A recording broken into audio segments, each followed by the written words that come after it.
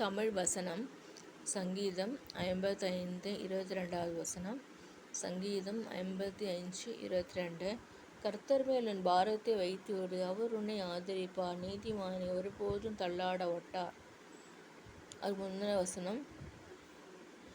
அவன் வாயின் சொற்கள் வெண்ணெயைப் போல மெதுவானவைகள், அவன் இருதயமோ யுத்தம், அவன் வார்த்தைகள் எண்ணெயிலே மிருதுவானவைகள், ஆனாலும் அவைகள் உருவின பட்டயங்கள். நமக்கு நேராக பட்டயம் போன்ற பதில்கள், வாக்குகள், மற்றவர்களால் துஷ்ட மனிதர்கள் வருகிற தாக்குதல் நம்ம நேராக வரும்பொழுது ஆண்டவர் என்ன சொல்கிறாரு?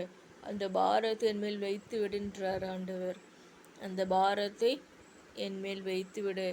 நம்மளால் தாங்க முடியாது. சில மனுஷர்கள் நம்ம நேராக நின்று நம்மளுக்கு காயப்படுத்துவார்கள். அவற்றை ஆண்டவர் பார்க்கிறார்.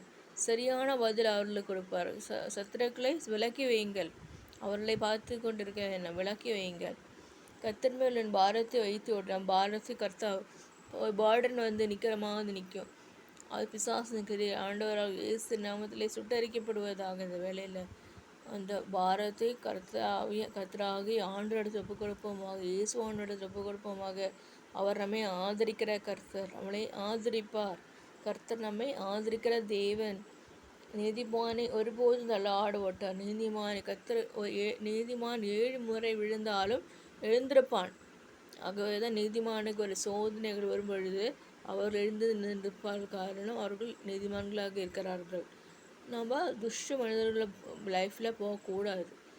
அப்படி போகாதபடி நம்மை காத்துக்கொள்வோமாக. தேவனே, நீர் அவர்களை அழிவின் குழியில் இறங்க பண்ணுவீர். இரத்த பிரியரும் சூதுள்ள மனுஷரும் தங்கள் ஆயுசு நாட்களில்